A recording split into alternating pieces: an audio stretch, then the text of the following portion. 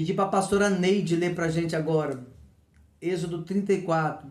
Então disse o Senhor Moisés: lavra-te 2 tábuas de pedra, como as primeiras, e eu escreverei nas tábuas as mesmas palavras que estavam nas primeiras tábuas, que tu quebraste.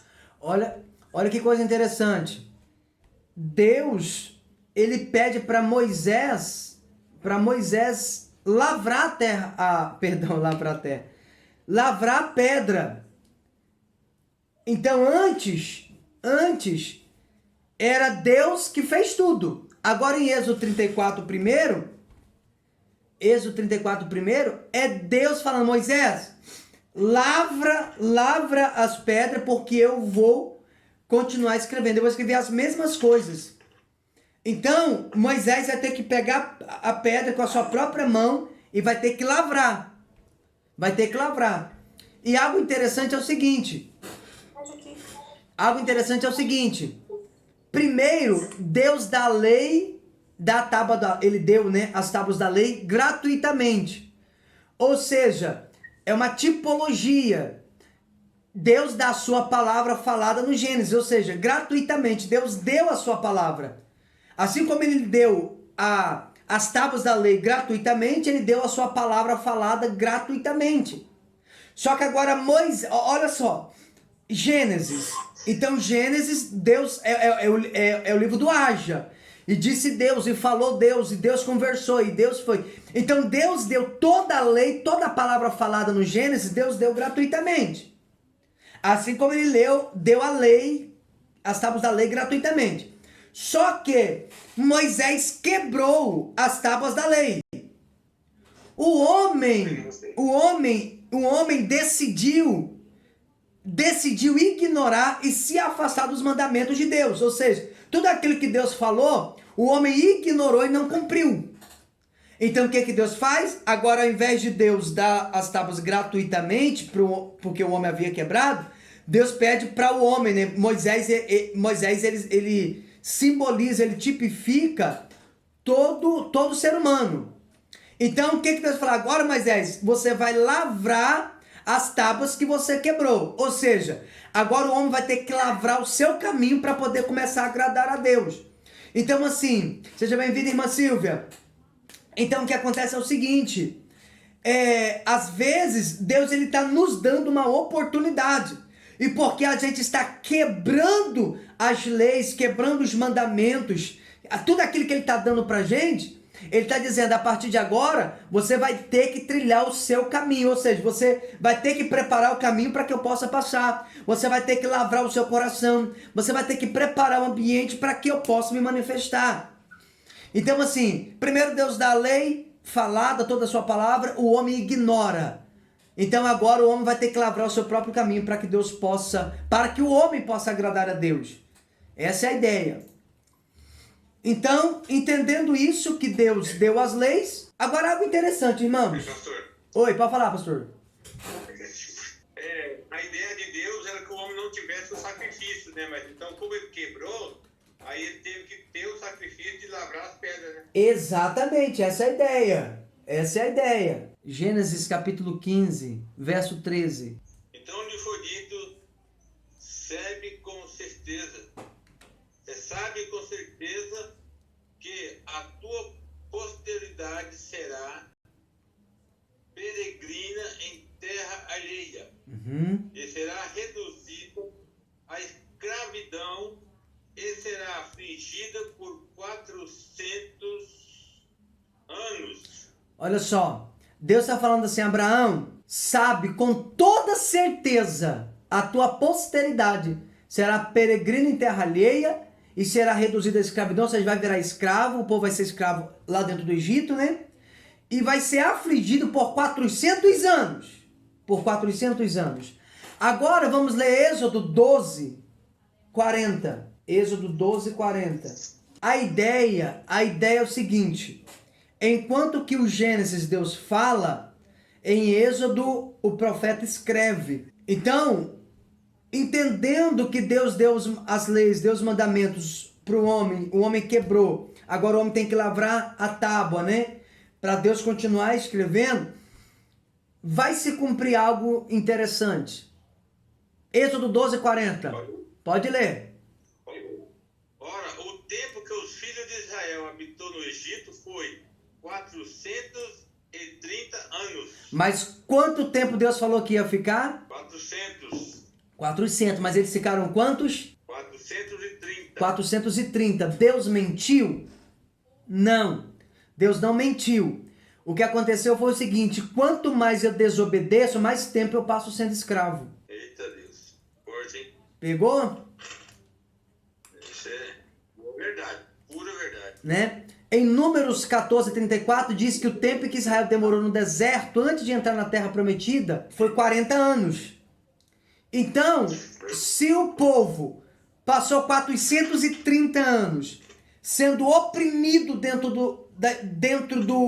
do Egito, e agora eles passaram 40 anos no deserto, quantos anos o povo levou para alcançar a terra prometida? 470 anos o povo levou só para entrar dentro da terra prometida desde que Deus fez a promessa. Então a ideia é o seguinte: qual que é a ideia que a gente tem? O povo ficou 40 anos no deserto, ou seja, levou 40 anos para o povo entrar na terra prometida, mas não, 40 anos foi só no deserto. Mas fora isso, desde que Deus fez a promessa, passaram-se 430 anos. Ou seja, quanto mais eu ignoro os estatutos, os mandamentos, as leis e me distancio de Deus, mais tempo eu vou passar sendo escravo e mais tempo eu vou passar no deserto. Como que eu faço então para que Deus me tire desse período de escravidão e desse período de deserto? Eu preciso obedecer. Então, à medida que eu obedeço os seus mandamentos, as ordenanças, os estatutos, me aproximo de Deus, aí sim, aí eu passo menos tempo. Deu para pegar aí ou não? Amém. Amém? Então, assim, a estrutura... Pode falar. Então, vamos voltar lá um pouco no Moisés, quando pegou as tábuas. Uhum. Pegou a tábua, ele fez uma rebeldia, desobedeceu, né? Então, o tempo voltou para trás para ele. Então, o povo de Israel sofreu porque nunca obedecia, né? Obedecia, prosperava. Não obedecia, regredia. Uhum. Então, até depois de entrar na Terra Prometida, sofreram. Porque tiveram que guerrear, tiveram que labrar suas próprias tábuas. Teve muita guerra. Teve muita guerra. Então, assim, inclusive, nós vamos falar depois que o próprio Acã, né? Ele vai roubar utensílios debaixo da tenda que não era para roubar, e por isso ele vai ter que ser apedrejado, vai ter que ser morto ele e a sua família, né? Então, assim, mas a ideia é o seguinte: quanto mais a gente procura obedecer a Deus, mais as coisas vai andar. Então, assim, o povo dizia, pode falar para Deus nos dar as leis que a gente suporta, que a gente aguenta. Quando Deus deu a lei, o povo não aguentou. Agora, posso passar uma revelação para vocês profética? Amém.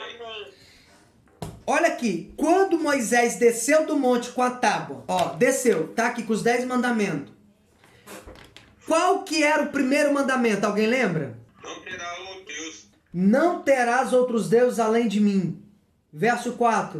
Não farás para ti imagem de escultura. Não fará para ti nenhum ídolo, nenhuma imagem esculpida de escultura, nada que se assemelhe ao que existe lá em cima nos céus ou embaixo na terra, ou mesmo nas águas que estão embaixo da terra. Observa, verso 3 e 4. Não terás outros deuses além de mim. Verso 4. Não farás para ti nenhum ídolo, nenhuma imagem de escultura. Primeiro mandamento. Não terá outro Deus além de mim. E não fará imagem de escultura. Moisés está com a tábua. A lei nunca tinha entrado no meio do povo. O que que você acha que teria acontecido se Moisés desce com a tábua dos 10 mandamentos e coloca no meio do povo a tábua? Frustração. O que vocês acham? Frustração? Eles já tinham feito, né, as imagens. Tinham feito, aham. Se Moisés traz a lei e coloca no meio deles, o que vocês acham que ia acontecer? Morte. Já estariam mortos, né? Porque eles já estavam desobedecendo a lei. Deus ia matar todo mundo. Já era o primeiro mandamento. Exato. As tábuas. Exatamente. Então, tipo assim, quando Moisés quebra a tábua, Moisés poupou o povo de morrer. Ele tinha que poupar, porque lá atrás ele falou que não era pra Deus. Pegou? Botar o seu furor contra o povo. É isso aí. Ele falou, Deus, não mata o povo. E agora se Moisés entra com a tábua dos 10 mandamentos no meio do povo, Deus matava. Verdade. Entende? Então Moisés agora não pode. Ele tem que quebrar, ele vai ter que fazer todo o percurso de novo. Por quê? Porque ele fez Deus mudar de ideia, para Deus não matar. Agora se ele entra ali e apresenta os 10 mandamentos e o primeiro de cara não faz outro Deus, era morte na certa.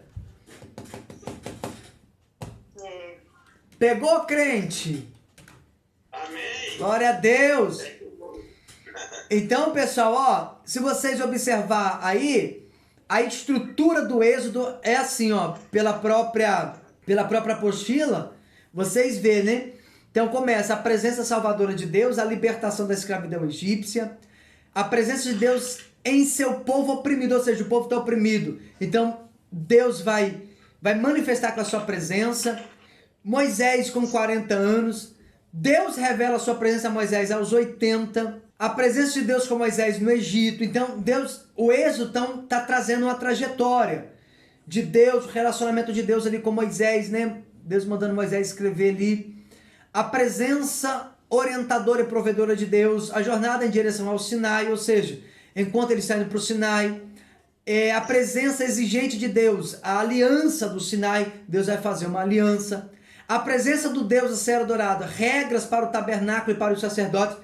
Irmão, na próxima aula da semana que vem, eu vou falar sobre o sábado, tá? Nós vamos entrar agora na aula de Levítico, nós já vamos entrar na aula de Levítico agora, mas na próxima semana vamos falar sobre o sábado. Então, pode preparar aí, porque na próxima semana nós vamos desvendar sobre o sábado. O que é o sábado? Devo guardar o sábado? Como guardar o sábado? Não devo guardar o sábado? Por que o sábado? Por que guardar o sábado? Por que não guardar o sábado? O que é o sábado? E por que existe o sábado? Então, vamos estudar tudo isso. E qual é a bênção do sábado? Nós vamos estudar sobre isso também, tá? Então, existe aí todo esse panorama. E o Êxodo vai encerrar com a presença permanente de Deus junto a uma comunidade obediente e que o adora. Ou seja, aconteceu muita coisa, mas o povo encerra ali então adorando a Deus, né? O povo vai encerrar falando com o Senhor, tá? E sabido disso, a gente vai, né, para a terceira tipologia. Então a primeira tipologia é: e disse Deus, haja luz, haja Gênesis. E houve luz, e houve Êxodo, ou seja, os nomes, aquilo que é escrito. E viu Deus que a luz era boa. Então agora entra o livro do Levítico.